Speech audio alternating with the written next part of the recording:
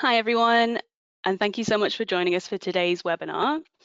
As you come in and get settled, I just want to launch a quick poll just to tell us a little bit about yourself. So that's going to launch hopefully right now, so you should be able to see that on your screen. I'm going to talk while that's going. So today's webinar is called The Future is Green, and what a great thing to hear on a Friday. And it's going to be all about environmental workforce outlook data and insights from 2020, and it's going to look at the next 10 years and where the challenges and opportunities lie for Canada's environmental workforce. So my name's Hannah Williamson, and I'm the Events and Training Coordinator here at Eco Canada. I'm going to be moderating today's webinar. So before we start, I just have a couple of housekeeping points I want to run through to make sure we can all engage and participate effectively. So first of all, everyone on the line, all of our participants are muted. So please check your audio settings. And if you can't hear us or you're having difficulties with it cutting in or out, please send us a message. One thing I will ask you to try is if you're having any difficulties with the audio or with your connection, try leaving the call and joining again. And that tends to fix most issues that we see. Today's presentation is being recorded and will be made available to you on demand within 24 hours of the session ending. Within the handout section on your webinar taskbar, you can also download a PDF copy of the slides as well if you want to kind of keep track or look at them later. That's available to download right now. Questions are encouraged, so we're going to have some dedicated time after the presentation today to go through your questions with our speakers. And please do submit those questions whenever you like through the chat box. Just select send question to staff, and we'll put those to our guest speakers at the end of the presentation. If we do run out of time, if we get a lot of questions, don't worry, we can take those questions offline and get your response in the next couple of days. And finally, before I hand over to Claudine and Geni, I just want to say we really care about what you think about our webinars. So please do take the time at the end of today's session just to fill in the short survey that will pop up. Just take you a couple of minutes, let us know what you thought about today or what we're doing with our webinars or any topics that you'd like to see in the future. We love to hear from you guys. Just a quick intro. So today's session is brought to you by Eco Canada. Eco is a steward for the Canadian environmental workforce across all industries and sectors. We champion the end-to-end career development of environmental professionals. So not only do we train and certify, but we also carry out in-house research to help us advise and direct our programs. And that's what we're going to hear about today. So without further ado, I'm going to hand over to our guest speakers. We're fortunate to be joined today by two of my colleagues at Eco Canada. We have Geni Peters and Claudine Vidallo. So Geni is our LMI manager at Eco Canada. She's an economist with a PhD from Texas A&M University, and she's responsible for the execution and management of our LMI projects. Claudine is our director of research here at Eco Canada. So she oversees the whole program, and she's got a lot of experience both in Canada and the Philippines, working for the beverage industry, the not-for-profit industry, post-secondary, and training as well. Welcome, Claudine and Geni. We're so glad to have you with us today. Thank you, Hannah. So as you can see on the screen, we've got a quick poll here that we're asking for you to fill out before we begin our results, or before we begin our presentation. Okay, so it looks like we've got a big proportion of our audience today who are job seekers or students, so looking for more labor market information to help guide career choices. We've also got a good chunk of environmental workers, so it's good to have you here and to know that you're busy keeping up with the trends in the marketplace that you're working in. Let's move forward into the presentation now.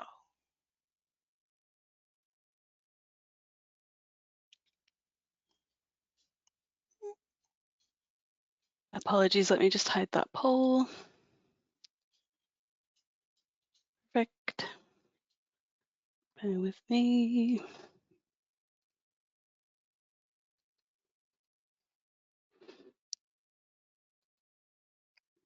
Okay.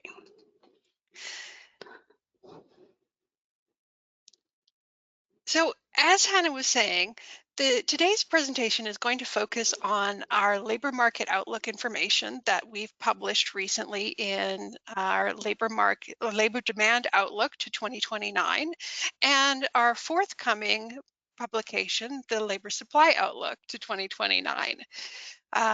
When we take a look at the labor market in the environmental sector, or what we call the environmental workforce, we are interested in a, of a wide variety of different types of individuals.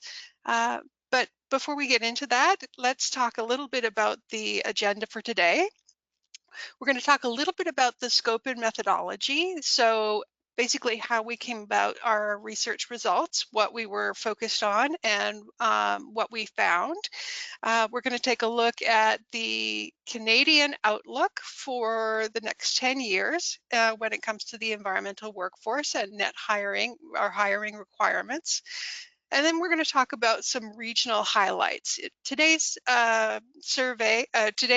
presentation is going to focus on British Columbia and Alberta, which were the two areas or regions that were identified as being of most interest to our pre-survey participants. We'll then move on to occupational highlights, talking about specific occupations of demand and that are important elements of the environmental workforce. We'll talk give some information about the challenges that are being faced by individuals in the workforce and by companies that are looking for workers, and some potential solutions to those issues. And then we've got some additional highlights which focus on training opportunities available for environmental workers. So to start off with, let's move into our discussion of what it is that we're doing when we're coming up with these labor market information outlook results. So let's move to the next slide, Hannah. So to start off with, we have to identify what the core environmental workforce and the environmental goods and services workers are in the environmental sector. We break down the workforce into these two classifications because they can be quite distinct, although there are overlaps between the two. Let me start with the core environmental workers. Those are individuals that we identify as being actively participating in environmental protection, natural resource management, or environmental sustainability, and individuals who have the requirement in their job for environmental knowledge, skills, and competencies. These people can be working in any industry. They could be working for the government. They could be working in natural resource extraction sectors like oil and gas or mining, forestry, agriculture, fisheries, across the board. Their jobs are focused on environmental protection, natural resource management, and sustainability, but the industries that they're working in are not necessarily what we would consider environmental industries. On the other side of the coin, we also look at those who are working for environmental goods and services sector firms. So basically, any organization that's providing an environmental good or service, we look at the workers who are working hard to provide those services and goods. In this case, we include individuals both who have environmental knowledge, skills, and competencies, as well as those individuals who are working in other roles that don't necessarily need to have knowledge of environmental regulations or specific environmental technologies, but their efforts are essential for the operation of the business. So individuals from president to administrative assistants, HR professionals, custodial staff, all of those would be included in the environmental goods and services sector workforce. Let's take a look at the next slide. To give you a feel for some of the the way that we break down our occupational groups, we use the National Occupational Classification System, which is established by the Government of Canada. National occupational classification groups tend to be quite broad. Some of them are it's a little bit of a challenge to figure out where an environmental worker might fit in that particular sphere. So we've gone ahead and we've identified specific job titles that we've found to be environmental jobs that are associated with various NOCs, or various national occupational classifications. So for example, we take a look at the civil engineers group, that's NOC 2131, and we find that the types of engineers that fall into that group that are environmental workers include environmental engineers, water wastewater engineers, acoustic engineers, civil and geological engineers, and so forth. Similarly, for conservation and fisheries officers, we might find a job title like bird control officer, conservation land negotiator, fish and wildlife officer, watershed technologist, and so forth. So even though the National Occupational Classification broad group might not immediately appear to be relevant for environmental occupations, we do find that environmental jobs sometimes pop up in these national occupational classifications. Let's move on to the next slide. To give you an idea of what our baseline assumptions are with regard to the outlook, we take a look at various different factors in the economy. We look at political factors, we look at technological factors, social factors, which could all have an influence on the need for environmental workers and the uh, supply of environmental workers, those who are interested in working in the environmental field. Some main trends that we've identified include the climate change situation that is so prevalent in our discussions these days, regulatory changes when the government, whether provincial, federal, or local government makes changes, that's going to have an impact on the environmental workforce. Overall economic growth is important because as the economy grows, as we produce more goods and services overall, we tend to need more environmental workers to oversee that production and ensure that it is sustainable and protecting the environment. As the government changes, so too does the demand for environmental work. Similarly, as financing opportunities change, as investors become more or less interested in environmental sustainability for businesses. The overall demand for green solutions amongst the public is a big factor in determining whether there's going to be a demand for the environmental workforce. And of course, whether the working hours and conditions of the environmental workers is appealing to enough individuals to attract them into the workforce, that plays a role as well. And then whether or not a professional certification or license is required. In some cases, the licensing requirements differ across Canada. In some cases, they're more uniform, but the general overview is that as people need more licensing and more professional certification, that makes it actually more appealing for that particular occupation. Let's move on to the next analysis. So we're going to move on now to the national outlook, where we're going to take a look at what the forecast is for environmental employment over the next 10 years. Next slide, please. So to give you an overall feeling of what the environmental job market looks like, or the environmental workforce looks like, we estimate that there were about 620,100 environmental workers in 2019. Now that number includes both the core environmental workers I was talking about earlier, as well as the environmental goods and services sector workers.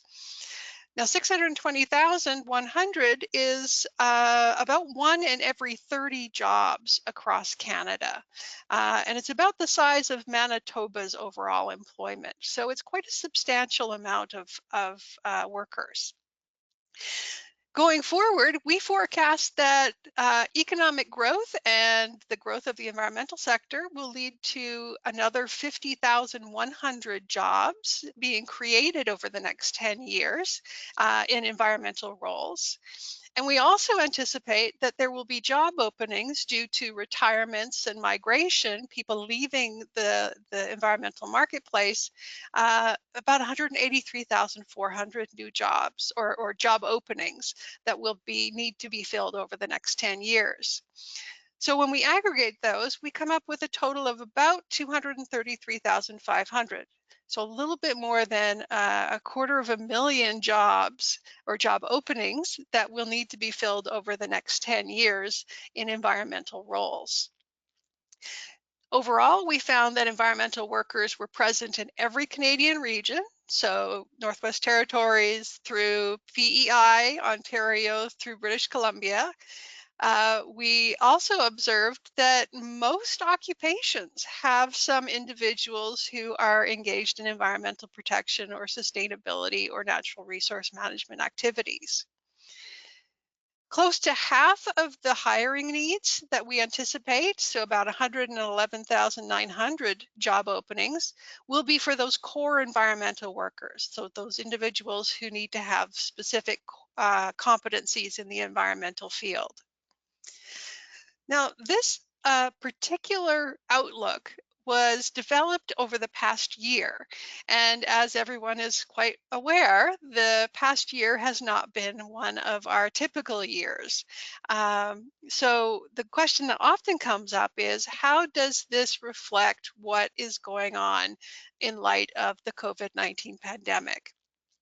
The answer is that the estimates were made assuming a recovery in a short amount of time that would allow the overall environmental labor market to return to normal within a 3 or 4 year period. So we are aware that the number of environmental job openings probably has declined and may not rebound over the next year or so completely to normal levels. But we still anticipate that when we do return to normal levels, that growth is going to continue. To get a feel from this audience, we're interested in having you answer the next poll question. Has COVID-19 adversely affected your business, employment, opportunities, or job search? So I just launched the poll. We're going to leave it up for about 20 seconds. So please do let us know how COVID-19 has affected you. So once we get everyone voting, we'll be able to share those results in about 10 seconds time.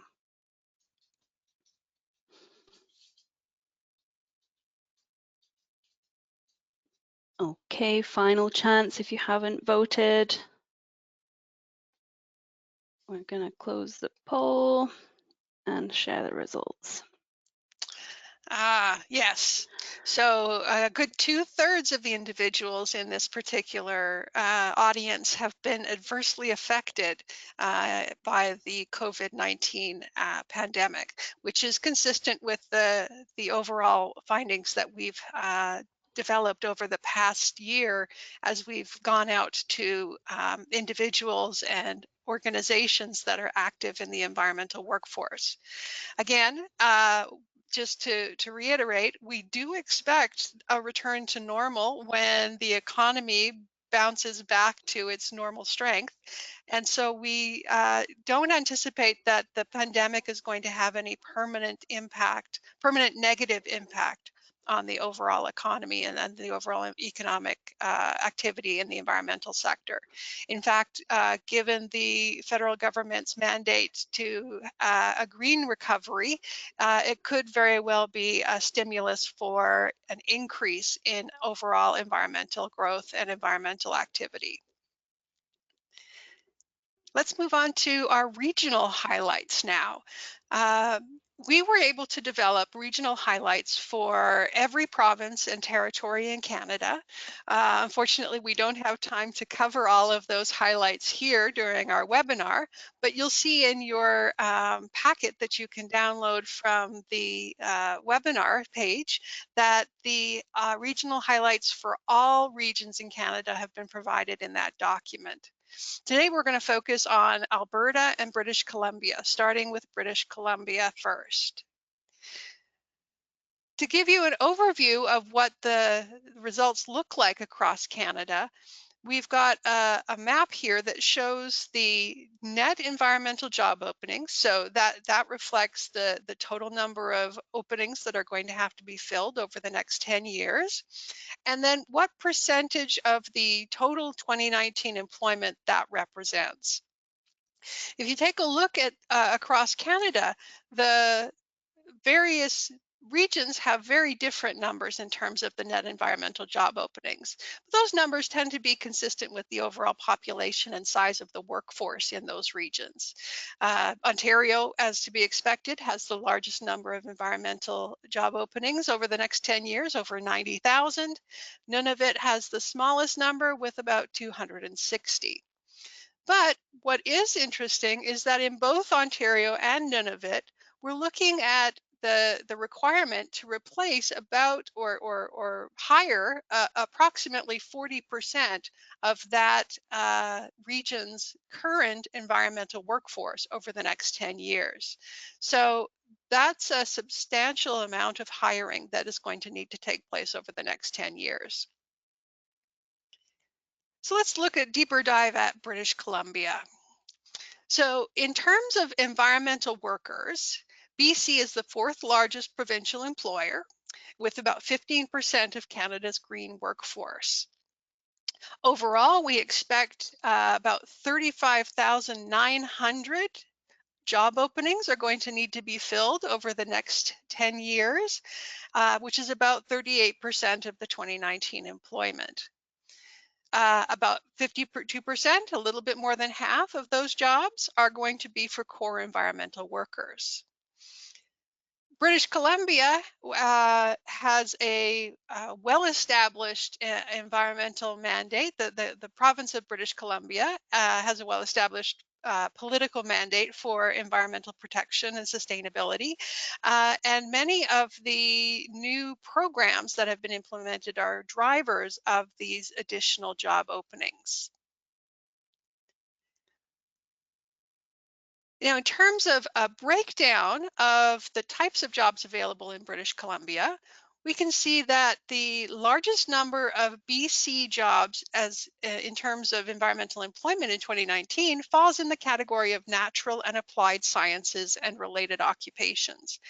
This classification includes meteorologists and climatologists, engineers, biologists, conservation officers, um, uh, computer analysts and data analysts. A wide variety of different types of occupations fall into that classification. The second largest group are management occupations.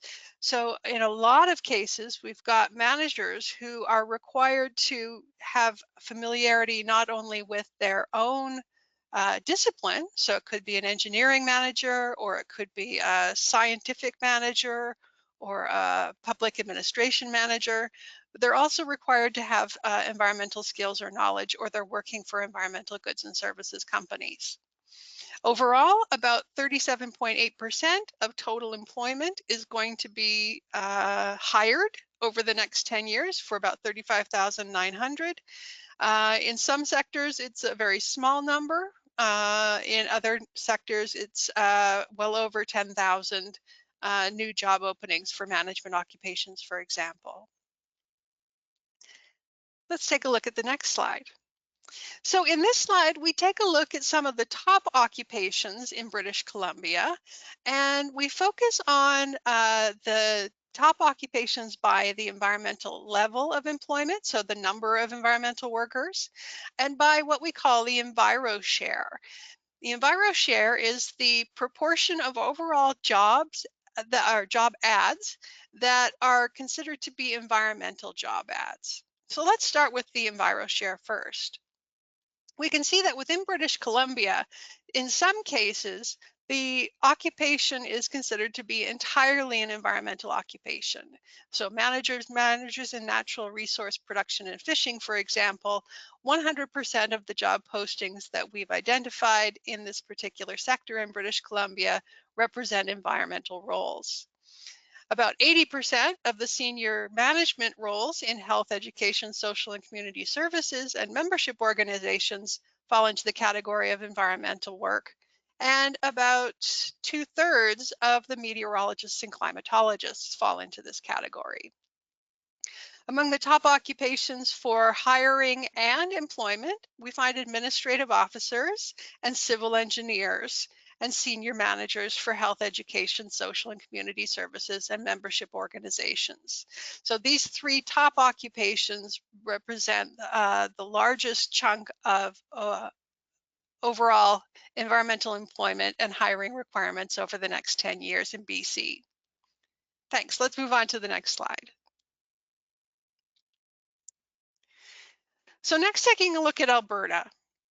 Alberta is a province which is not necessarily associated in the same way as British Columbia is with environmental protection activities, but it turns out that because of the types of industries that Alberta has as dominant industries, particularly the oil and gas industry, there is a high demand for environmental workers in support of that industry. So we see that an even larger number of job hirings are anticipated in Alberta over the next 10 years, about 44,900 as compared to British Columbia. Uh, and Alberta is actually outstrips British Columbia in terms of being the third largest provincial employer with 17% of Canada's green workforce. The overall job hiring requirements, about about half of those job hiring requirements are going to be for core environmental workers. And the environmental job growth is likely to be driven by activity in site remediation and reclamation activities for oil and gas industry sites, as well as clean tech investments, the reduction of emissions related to industrial processes, and the development of renewable energy resources going forward.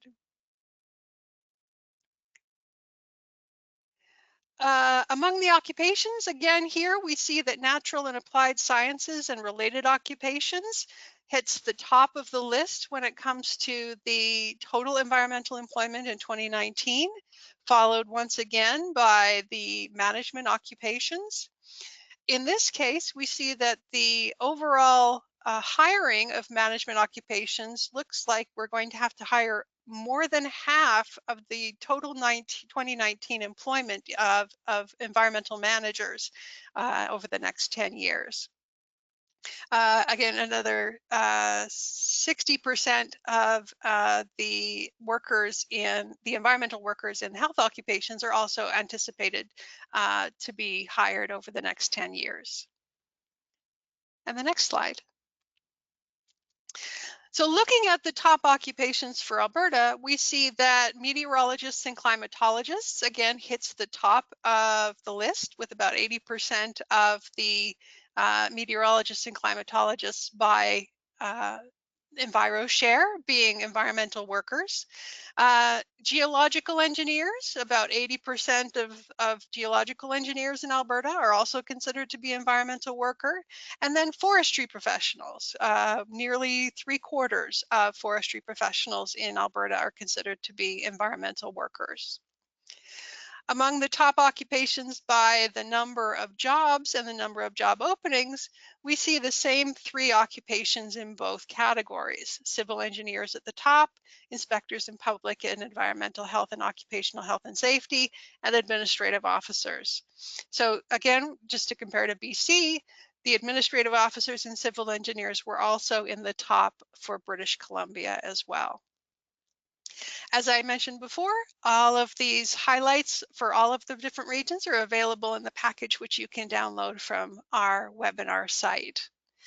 Now I'm going to turn it over to Claudine, and she's going to provide an occupational outlook and some information about HR trends and workforce challenges. Thank you, Jenny, and welcome again, everyone. We're really pleased that you can join us today. Wherever you are, I hope you're keeping warm and safe. And I do want to share something with everyone. My kindergarten, my 5-year-old just came home, so if he barges into this store, we'll just figure it out and continue our programming. Hannah, would you please move to the next slide? Thank you. So Jenny has shared with you our labor demand forecast for Canada as a whole, but also for select regions. Let's now take a look at the breakdown of the hiring forecast by occupational groups or job families. When we look at the breakdown of the hiring by job families, and so those are listed on the graph that you see here on the slide, we found that nearly 70% of all net environmental job openings by 2029 will be in roles related to the ones that are listed on the top. The top three that you see there are those related to management, natural and applied sciences, and business, finance, and administration. But the graph also shows that there will be jobs in every job family. Really, it presents a variety of career options to individuals from all walks of life. So anybody who's interested in environmental careers, there's a fit for you depending on your working preferences and location too. So another highlight that this graph reveals is that while expansion demand will create opportunities for many job families, replacement demand, as Jenny had pointed out earlier, will be really what drives the biggest piece of future demand for environmental workers. This really means that, from the context of workforce solutions or what you need to do to build your career, workforce or professional development is a critical part of that strategy moving forward. There's really tremendous value, and I can't say this enough, there's always value in upskilling and reskilling. Let's move to the next slide, please, Hannah. When we break down the occupational distribution further, down to the 4-digit NOC level, as Jenny has overviewed earlier, the top 5 occupations by 2019 environmental employment, by EnviroShare, and by net job openings for the core environmental workforce are presented to you in this slide. Probably the most interesting is the one on the right. So the table on the right, if you can look at the details, you will see that the top 5 occupations by net job openings by 2029 are mapped to roles in, again, management, natural and applied sciences, and business, finance, and administration roles. Shouldn't be a surprise given the slide that we just saw on the previous one. Now, if you visit our website, again, that's www.eco.ca, you can view our labor demand outlook data tables, where you can look at the top 100 NOCs for Canada's environmental workforce and what does it mean from each occupation's hiring perspective. So basically, this comprehensive occupational breakdown is available for you to download, and it's presented nationally as well as by region. So take a look at that if you get a chance and you don't see the occupation that is of interest to you or where you are right now in your career. Take a look at the data tables, please. Next slide. We also conducted analysis on the core environmental workforce and did some additional slicing and dicing of that group and found some useful insights. We can probably skip the first table, which talks about the managerial roles, because we've presented that in the first 2 slides. But on the second table, or the middle table, you'll see that we found that 33 of 60 occupations mapped to the core workforce have job growth rates higher than the national average, which sits at 8.5%. Again, that's the national average outlook job growth by 2029. Of the 33 occupations that we've mentioned, 6 could also experience higher rates of retirement during our forecast period. So there's a double whammy there, more jobs created and more retirements possibly than what we're seeing in other occupations. So the 6 occupations include, for example, meteorologists and climatologists. But again, if you just are able to read the table, you'll see all 6 occupations listed in the middle table. Now, the table on the far right really highlights some of our findings when we look at the core workforce within engineering occupations. And we found there that over 20% of core environmental net job openings by 2029, or 23,400 openings, will be within engineering occupations. Among those occupations, and again, just within the core workforce, the top 3 engineering occupations are civil engineers, mechanical engineers, and electrical and electronics engineers.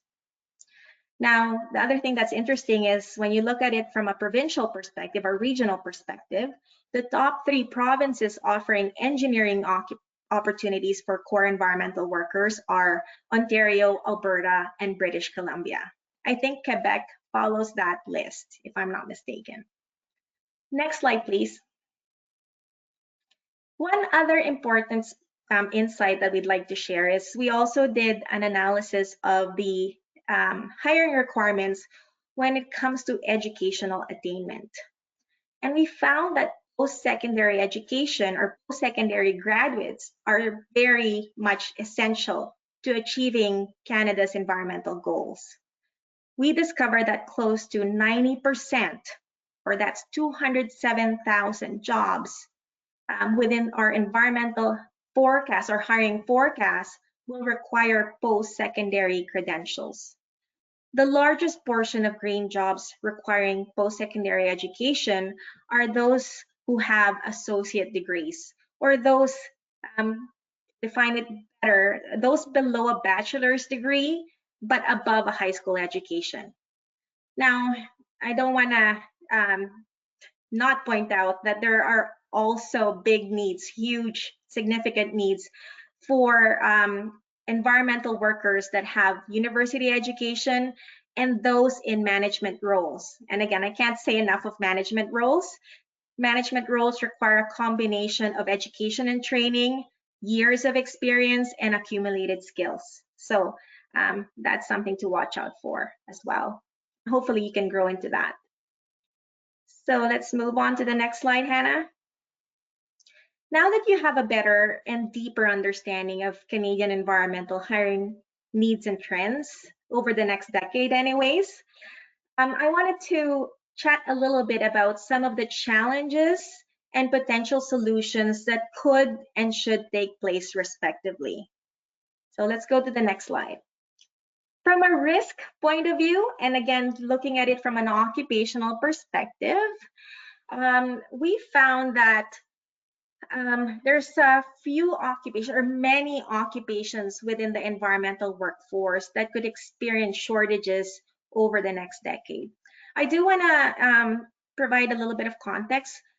This slide that you're seeing, we haven't published the data set for this one yet. In fact, we're not publishing this piece or what's part of our labor supply outlook report until 2 weeks from now. So you are one of the first ones to kind of see this information. And it's a slice of information. So we're not presenting all of the stuff. And I do encourage you to sign up for our e-newsletter or just follow us on social media if you want to be alerted of the availability of our labor supply outlook report. But what does this slide say anyways? 3/4 of environmental workers in 2019 were held a post-secondary credential. And we found that that's typically higher than the national average, where it was only 63% of all workers in Canada had a post-secondary education.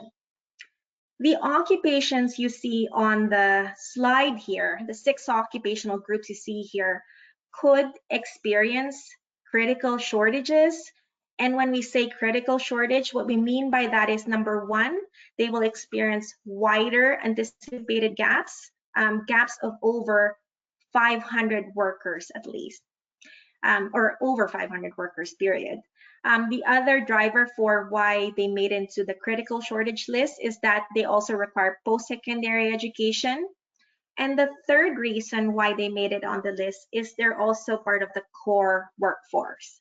So post-secondary education and a combination of environmental specific competency requirements are what makes it, and then the gap number or estimate that we have says that they're likely going to be both labor and skill shortages for these occupations. And what that really means or points to is that we need to make sure that we're attracting, retaining, and developing more of these roles or workers to the environmental field, because the historical trends indicate there won't be enough of them to fill our hiring needs by 2029.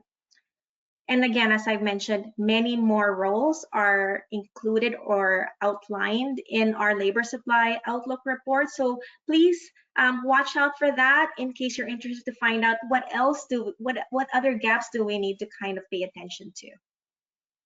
Next slide, please. I'd be remiss to say that Canada's obviously moving forward with the green economy and really actively supporting developing environmental mandates or commitments. And here's the risk. If there's a shortage of green talent, Canada might be unable to meet its environmental goals, whether it's the next decade or the next 30 years. So what's really needed are collaborative workforce solutions to sustain an adequate supply or build an adequate supply of green talent in the weeks, months, years, and decades to come. While all stakeholder groups need to work together, we have identified specific solutions for each stakeholder group. And I'm hoping you're using this time to take a look at some of the details were presented by stakeholder group and just take a focus on those that might be most relevant to you. Now, while you guys are reading that, perhaps we can launch our third and final poll question, or maybe it's the fourth one.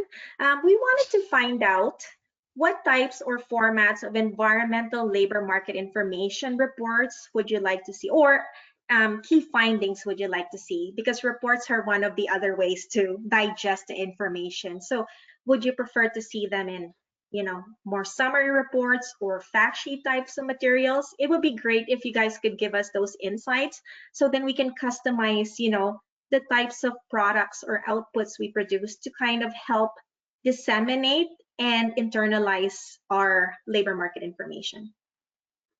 So I see that Hannah has launched the poll question. Mm-hmm. Yeah, Okay. We've launched the poll. We'll give it another 15 seconds, I think, so please get voting. Thank you. Great. Final chance now to get your answers in. We'll give it another 5 seconds. You should have some music that plays when these count down. No, I can sing. Or maybe it's a good time for my son to come in now. Yeah, I'd love that. Okay, we're going to close the poll and share the results. Infographics, fact sheets. That's really great. It does validate some of the things we've heard already, and unfortunately we haven't had a lot of time to kind of develop that. But Geni, let's take note of this, because it feels like, yeah, that's the best way to really disseminate the information and really slice and dice it in a way that's meaningful for each person and each stakeholder group, hey? All right, thank you for that. Hannah, can we move on to the next slide? We won't really have a lot of time to cover the slides that we're about to see, but we just wanted to share with you some of the additional insights we've gathered from some of our other research work. I think what's very interesting for folks, Hannah, is the next slide. Those that are taking environmental programs, we found that StatsCan actually has started monitoring some of the environmental programs that exist in the country. And the top 3 environmental instructional programs based on the number of employed graduates are what you see on the left side of the left table. And then on the right table, the outcomes, employment outcomes of those graduates from those three programs are on the right side. So the right side presents occupations. That's very interesting. Now, the next study, I think, Geni, is in 2020. So, and that's not going to be published till maybe next year or next year. I can't remember. It's around the That's census data. correct. Yes. Okay. So yeah, not have time, but you have the you're able to download the PDF version of this PowerPoint. This slide just overviews the types of training organizations provide to new hires. Hannah, could you move on to the next slide? The next one shows the types of professional development opportunities organizations tend to offer environmental workers. And then the last slide probably would be most interesting, especially with the vast amount of environmental workers and job seekers we have today. When we ask employers what will help an individual land or keep or grow into a green job or career, these are the things that they've shared with us. And I think, it probably applies to any other job in Canada, whether it's environmental or not, but it might be of interest to you guys to kind of take a look at that. One of the other things I wanted to share, which is really something you need to pay attention to, is on the right-hand side, the last table there. Staying current on issues and trends are really important given the ever-evolving landscape of the environmental workforce and regulations.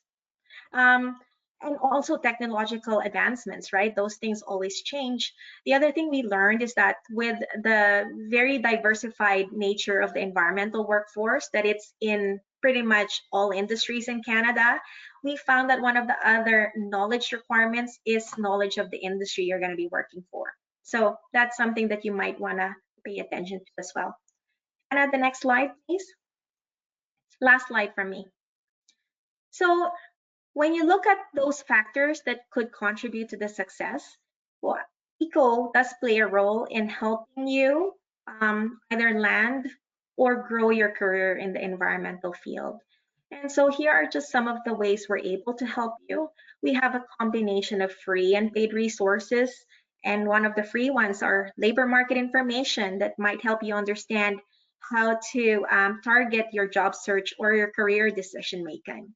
But there's other programs here, and Hannah's part, for example, of the training and events group, and there's a lot of training available. One of the events that she's organizing, she's probably going to speak to next. So Hannah, do you want to take on the next slide? Yes, thanks, Claudine. So as Claudine mentioned, one of the things that you can do to really help your career is to stay current on events and to do networking as well. And at Eco Canada, we try and find ways for our members and for professionals to connect across Canada. And that brings me to our next big event that we're hosting, which is called Eco Impact. It's going to be on January 28th, 9 till 4 Mountain Standard Time. And it's a full day virtual conference. So we host this event every year, and this year we're really excited to be going virtual. We're going to be using some great software which recreates the look and feel of a conference right from the comfort of your own home. We've got over 25 industry leading speakers. Our keynote is the award-winning science journalist Alana Mitchell, who's going to be sharing her stories from her work and her travels around the world. Registration is open right now, so early bird pricing runs till December 11th, and the first 100 registrants get a free luxury gift. So it's a great opportunity to hear some wonderful speakers and also to connect with your fellow attendees as well and do that networking that's so important to getting ahead and getting your career started in the environmental sector. Yeah. Thanks, Do Claudine. consider that it's low cost and it's really valuable to kind of build your career and get in touch with the right people.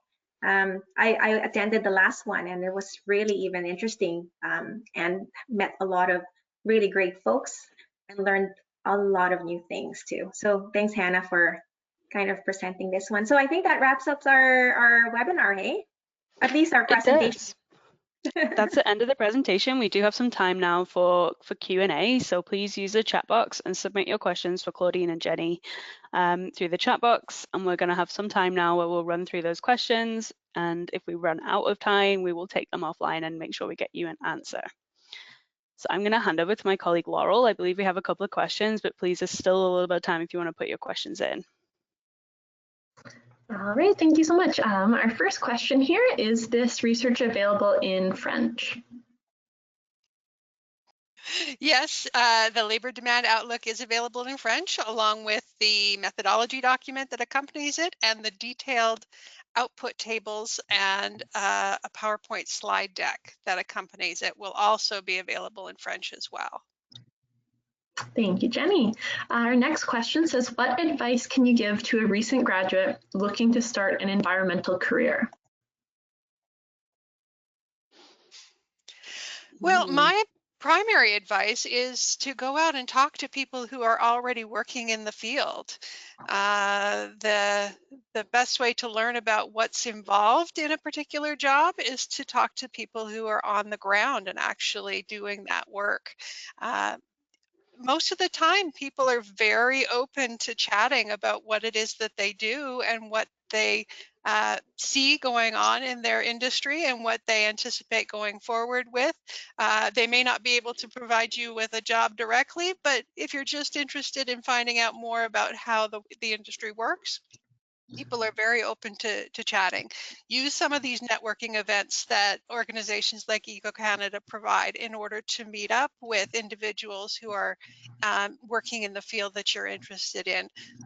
Maybe hunt down people on LinkedIn that are working in that particular field and try to connect with them and ask them about opportunities and what they see going on in the marketplace. Can I just add something? Of course. Yes, of course. I'm pretty sure in your journey to kind of figure out what kind of career you want to pursue, you've obviously evaluated against your preference and what kind of market is out there too, because I mean, that's part of the success is really that. But I know that a lot of people are getting discouraged because it feels like we are obviously in a depressed labor market. There's some signs of recovery, but then there's uncertainty still ahead of us. And so one of the best advice I can give you is don't give up, you know, use information such as labor market information and any kind of resources and people you can talk to really just understand how best you can fit or find a place. But also the second best advice I can give is maintain a positive attitude. That goes a long way in developing your career and being successful wherever you are, whether you're job searching or in a job. Thank you so much, Claudine.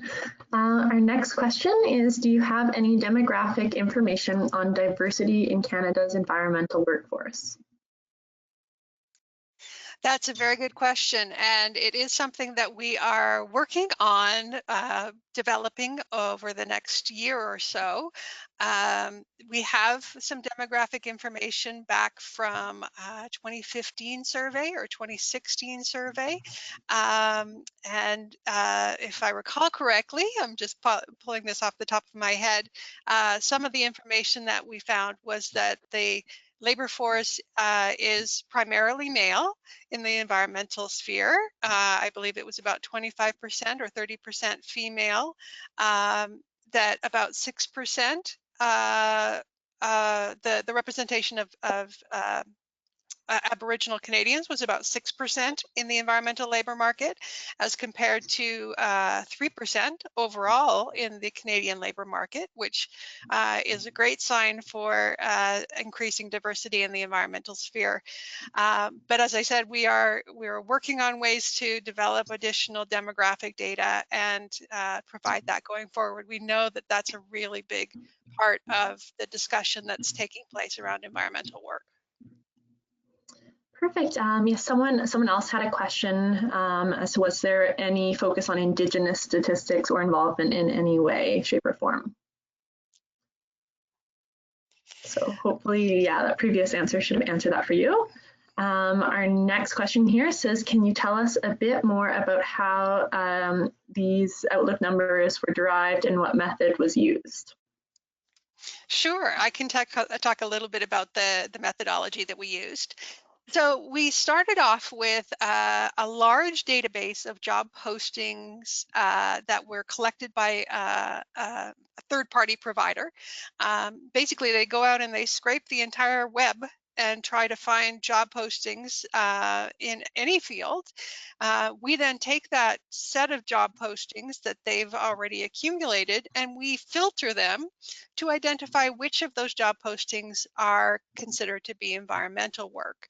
So we use keywords and phrases that we would expect to see in environmental job postings only in order to pull out the ones that are relevant to our work.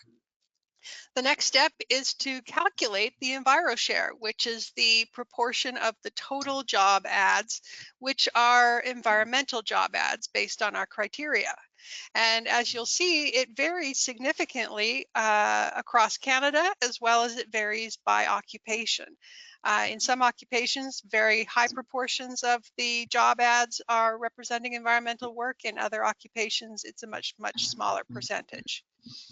Once we've got the EnviroShare, we then go ahead and we use that in conjunction with employment information for those occupations and regions to estimate the total employment in the environmental workforce by occupation and by region.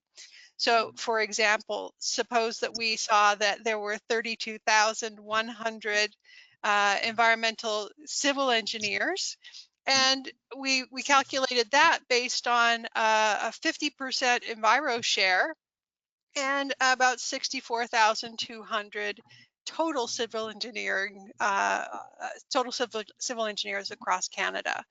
So it's a straightforward calculation. It does assume that the proportion of the job ads, which were representing environmental work, is consistent with the proportion of employment. So that's an assumption that we make.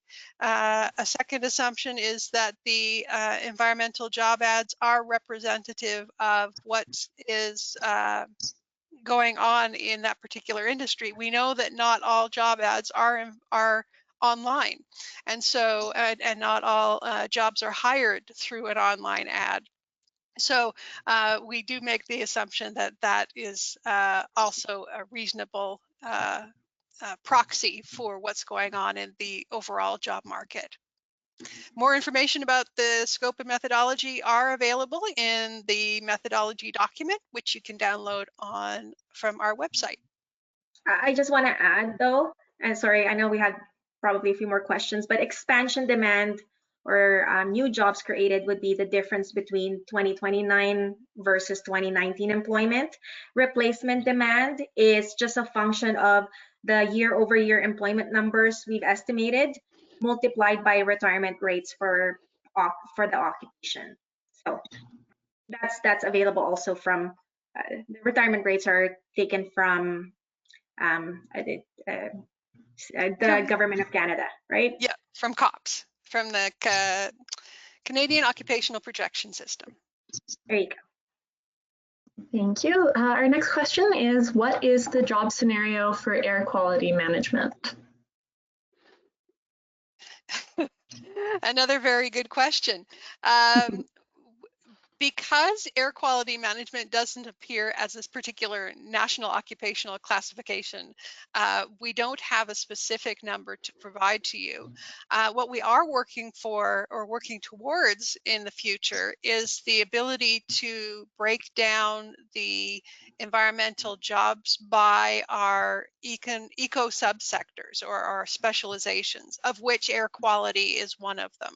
So stay tuned. We've got more research underway and we're hoping to provide a new outlook in March of 2021, which would incorporate that sort of information in the data. Yeah. Are there other questions, Laurel? Because I wanted to add to that.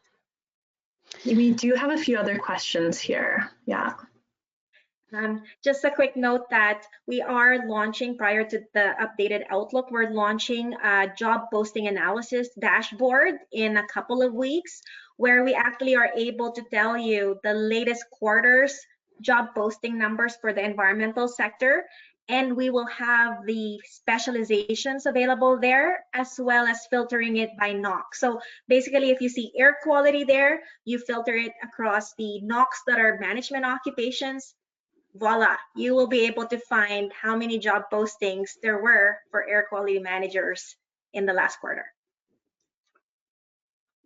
Thank you, Claudine. So unfortunately, we just have time to take one more question here. I know there are a few others in our chat box, but we will reach out to you individually and get you in touch with Geni and Claudine to get you answers for those. So our last question is, can you offer some advice as to how newcomers with graduate student backgrounds can integrate into the environmental sector? Do you want to take that one, Claudine? I didn't get the question, sorry. Okay, Sorry. then I'll take it. For newcomers who are entering the market in Canada with a graduate degree, one of of course, the benefit of having that graduate degree is you've got the post-secondary education and the post-secondary background that's required. Depending on what discipline that you've got that in, you may need to do some upskilling in order to meet the legislative or credentialing requirements here in Canada in order to work in that particular field. But to break into the environmental workforce, a lot of it has to do with the same recommendations I gave earlier about new graduates who are job seeking or students who are looking for work, which is basically reach out and make connections amongst the marketplace. In Canada, a lot of jobs are found based on recommendations within networks.